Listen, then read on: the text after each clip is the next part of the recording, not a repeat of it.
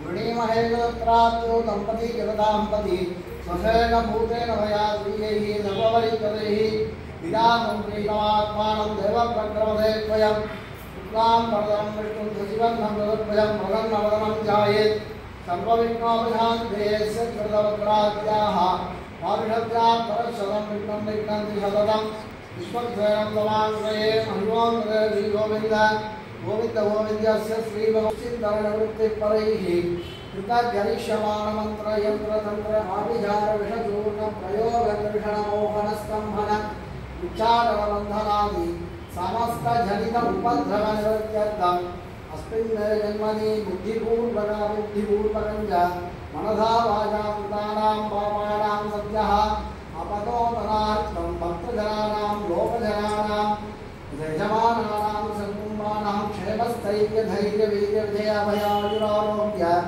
ऐश्वर्यानाम् अभिवृद्ध्यर्थं शरीरे वर्तमान वर्धिष्यमान समस्तरोगपीडा परिहारार्थं ये ये ग्रहाः वैतरस्थाने स्थिताः तेषां ग्रहाणां शुभं मानपूर्णसिद्ध्यर्थं ये ये ग्रहाः उपस्थाने स्थिताः आदिशयितशुभफलप्रसादप्रसिद्ध्यर्थं सर्वाभीष्टशान्त्यर्थं सर्वाभीष्टसिद्ध्यर्थं सिंचितमनोरथ अवाप्यर्थं येभिः श्रीवैष्णवैः सह अन्योन्यसहायेन विभौर्णमास्यां सायं सन्ध्याकाले महालक्ष्मीनायिका समेत श्री सत्यनारायणस्वामी पूजां च अन्नपूजां च पुराणपठनां च प्राचार्यरूपेण ऋग्विमुखेन अर्चकमुखेन च कर्म करिष्ये भगवानेव शनियामि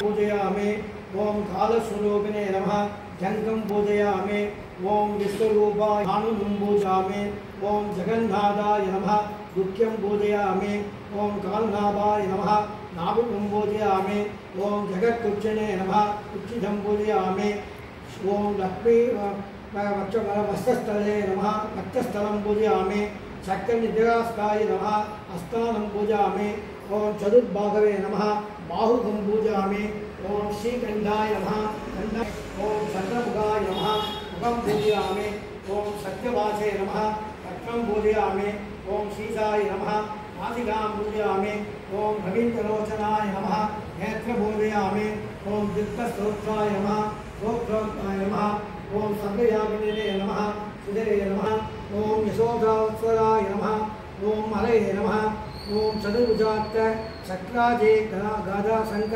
दंतेध्याय नमः ओम देवकीनाथनाय नमः ओम सीजाय नमः ओम नंदगोपप्रियाजानाय नमः ओम यमुनावेघहंसने नमः ओम भरद्भक्प्रजाय नमः ओम भूताजीवनाय नमः ओम षडगासरपञ्जनाय नमः ओम नंदविजनन्दिते नमः ओम सच्चिदानन्दविग्रहाय नमः ओम नवनीतपिण्डाय नमः ओम नवनीताय नमः ओम अनकाय नमः ओम नवनीतहरासाय नमः ओम भुंदप्रदाय नमः ओम विष्णुमुखाय नमः ओम सत्यवाचने नमः ओम सत्यसंकल्पाय नमः ओम सत्यपराधराय नमः ओम जैने नमः ओम सुबुद्धाय ओम बाणासुर नरकाय नमः ओम यदिष्टविदिष्टन्ते नमः ओम पार्थसारथये नमः ओम अभ्यक्ताय नमः ओम गीतागणमोदराय नमः ओम कालीपणि माणिक्य कंचित श्रीपादाम्बुजाय नमः ओम रामो नमः ओम बलाप्रियाय नमः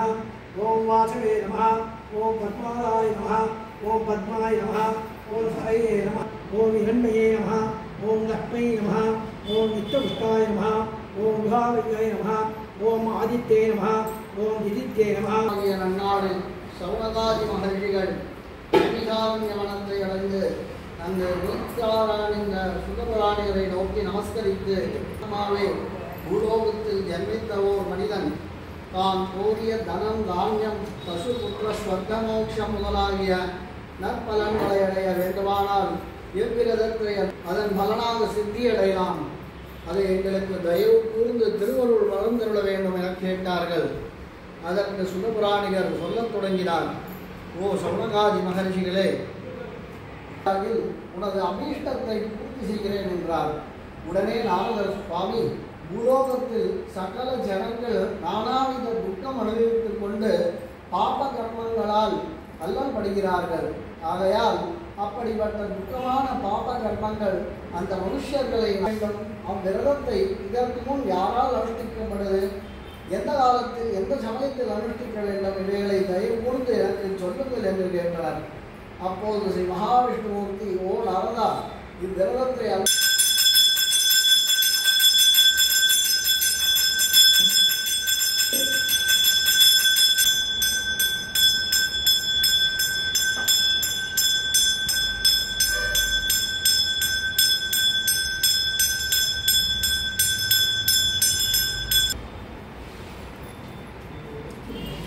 இரண்டாவது அத்தியாயம்.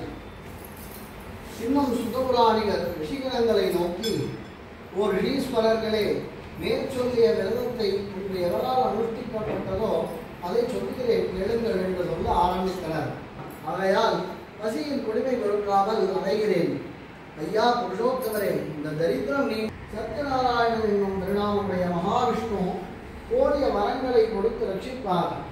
ஆகையால் மனுஷன் எந்த விரதத்தை அனுஷ்டித்துக் கொண்டு துக்கசாகரத்தை நீக்குவானோ அப்படிப்பட்ட விரதத்தை நீயும் அனுஷ்டித்து துக்கத்தை அடைவாய் என்று, இவ்விரதத்தின் சுகத்தை அடைவாய் என்று அவ்விரதத்தின் வத்தாந்தம் எல்லாம் விவரமாய் தெரிவித்து ஸ்ரீ மகாவிஷ்ணுவானவர் அந்தர்த்தமானார்.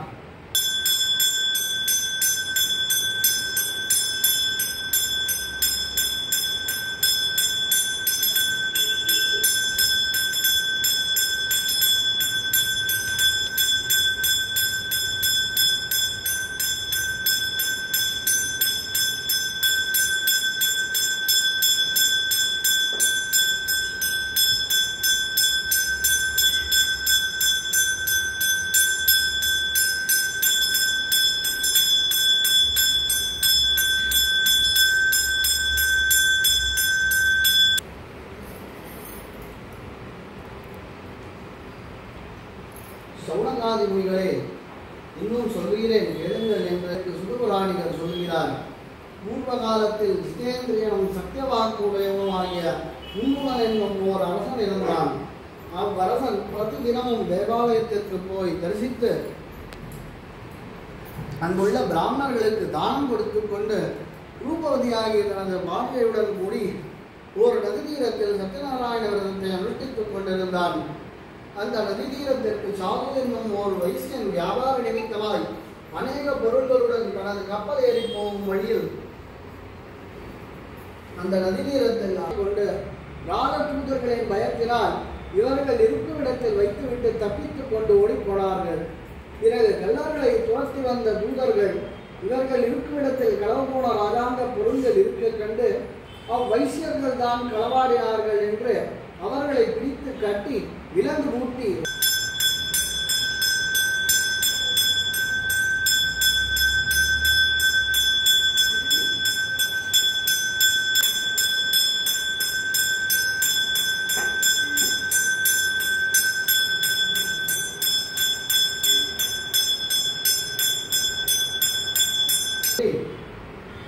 அதி தீவிரமாய் சென்று சமுத்திரக்கரை உரத்தில் நின்றார்.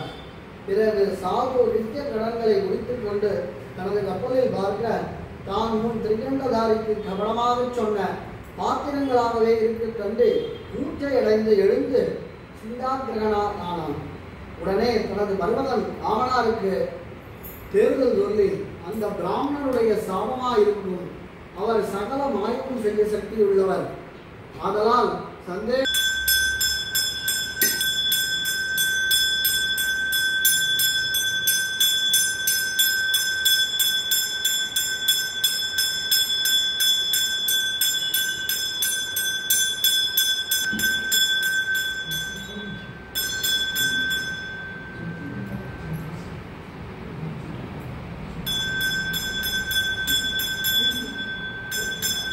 சுந்தரமான சத்யநாராயண விரதத்தை சுதபுராணியரால் சொல்ல சௌனகாதிகள் மிகுந்த சந்தோஷத்துடன் கேட்டு ஆனந்த பரமதர்களாய் மறுபடியும் சுதபுராணியரை பார்த்து, ஓ மகாத்மா, இன்னும் இந்த விரதத்தை யாரால் அனுஷ்டிக்கப்பட்டதோ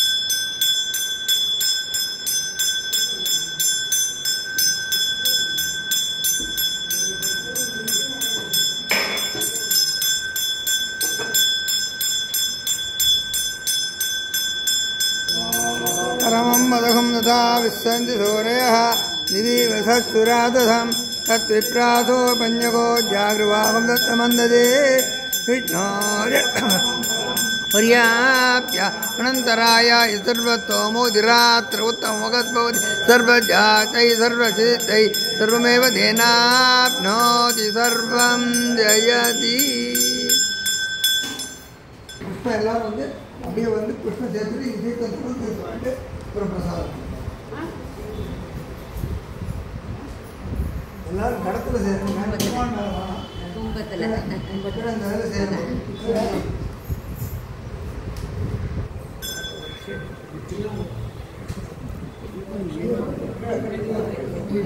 கும்பத்துல சேர்த்து